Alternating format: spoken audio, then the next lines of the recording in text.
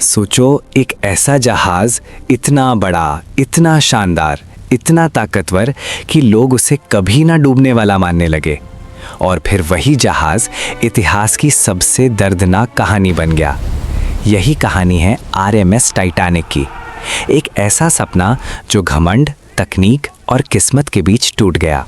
1900 के शुरुआती दौर में दुनिया तेजी से बदल रही थी। औद्योगिक क्रांति अपने चरम पर थी। लोग यूरोप से अमेरिका बेहतर जिंदगी की तलाश में जा रहे थे और इस दौड़ में जहाज कंपनियों के बीच एक होड़ लगी हुई थी। कौन सबसे तेज, सबसे बड़ा और सबसे शानदार जहाज बनाएगा। उसी समय एक कंपनी थी व्हाइट स्टार लाइन, जिसने सोचा कि स्पीड नहीं, लग्जरी और साइज से दुनिया जीती जा सकती है। उन्होंने तय किया कि वो ऐसा जहाज बनाएंगे जो दुनिया ने पहले कभी नहीं देखा होगा। इस सपने को हकीकत में बदलने की जिम्मेदारी दी गई हार्लैंड एंड वुल्फ को, जो उस समय दुनिया की सबसे बड़ी शिप बिल्डिंग कंपनी थी। बेलफास्ट के शिपयार्ड में हजारों मजदूर दिन रात मेहनत कर रहे थे। लोहे की मोटी प्लेटें, बड़े बड़े इंजन और एक एक हिस्से को जोड़कर धीरे धीरे एक विशाल जहाज तैयार हो रहा था। ये सिर्फ एक जहाज नहीं था, ये इंसानी तकनीक का घमंड था। टाइटैनिक को ओलंपिक क्लास जहाज़ों में बनाया गया था। इसके दो और जहाज थे, ओलंपिक और ब्रिटानिक, लेकिन टाइटैनिक सबसे खास था। इसकी लंबाई लगभग 882 फीट थी, यानी एक छोटे शहर जितना बड़ा। इसके अंदर swimming pool, gym, library, luxury rooms, grand staircase और 5 स्टार होटल जैसी सुविधाएं थी।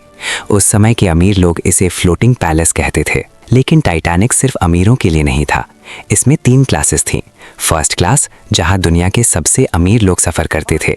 सेकंड क्लास, मध्यम वर्ग के लिए। और थर्ड क्लास, जहां गरीब लोग नई जिंदगी की तलाश में अमेरिका जा रहे थे। उनके सपने छोटे थे, लेकिन उम्मीदें बहुत बड़ी। 10 अप्रैल 1912 का दिन, साउथहैम्पटन इंग्लैंड का बंदरगाह लोगों से भरा हुआ था। टाइटैनिक अपनी पहली यात्रा के लिए तैयार था। इसे देखकर हर कोई हैरान था। इतना बड़ा जहाज, इतनी शान।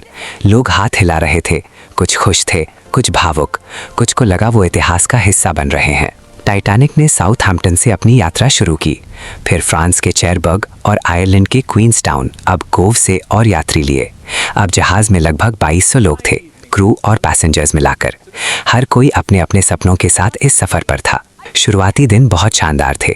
जहाज स्मूथ चल रहा था। फर्स्ट क्लास में लोग पार्टी कर रहे थे, म्यूजिक बज रहा था, लोग डांस कर रहे थे, लग्जरियस डाइनिंग हॉल्स में खाना परोसा जा रहा था। वहीं थर्ड क्लास में लोग अपने तरीके से खुश थे, गाने गा रहे थे, भविष्य के सपने देख रहे थे। किसी को नहीं पता था कि ये खुशी ज़्यादा देर तक नहीं रहने वाली। जैसे जैसे जहाज अटलांटिक ओशन के ठंडे इलाकों में पहुंचा, मौसम बदलने लगा। कई शिप्स ने टाइटैनिक को आइसबर्ग की वार्निंग भेजी, लेकिन टाइटैनिक के कप्तान एडवर्ड स्मिथ और क्रू ने इन वार्निंग्स को ज़्यादा गंभीरता से नहीं लिया। उन्हें अपने जहाज़ पर बहुत भरोसा था। 14 अप्रैल 1912 की रात, आसमान बिल्कुल साफ था, समुद्र शांत था। लेकिन यही सबसे खतरनाक स्थिति होती है, क्योंकि पानी में लहरें नहीं होती, जिससे आइसबर्ग को देखना मुश्किल हो जाता है। रात के लगभग 11:40 बजे लुकआउट ने अचानक सामने एक विशाल आइसबर्ग देखा।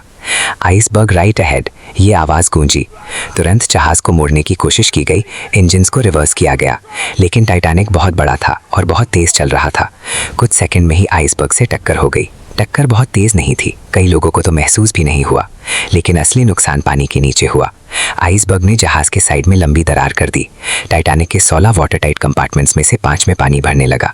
जहाज़ को इस तरह डिज़ाइन किया गया था कि 4 कंपार्टमेंट्स तक पानी भर जाए तो भी वो नहीं डूबेगा, लेकिन 5 कंपार्टमेंट्स भरना मतलब अब टाइटैनिक का बचना नामुमकिन था। धीरे धीरे पानी जहाज़ के अंदर भरने लगा।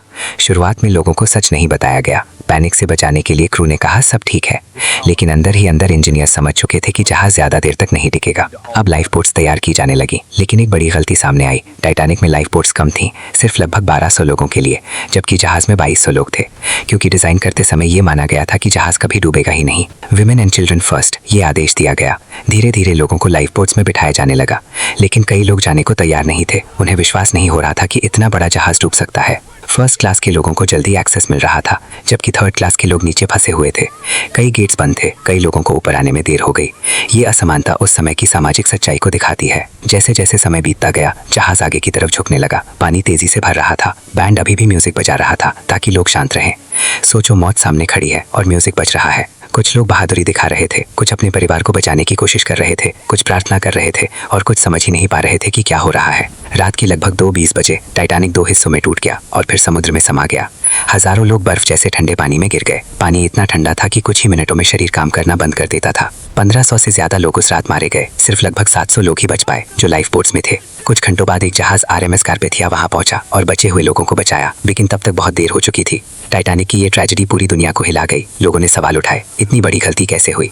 क्यों वार्निंग्स इग्नोर की गई? क्यों लाइफ बोट्स कम थी? क्यों स्पीड कम नहीं की गई? इस हादसे के बाद कई नए समुद्री नियम बनाए गए। अब हर जहाज में पर्याप्त लाइफ बोट्स होना जरूरी हो गया।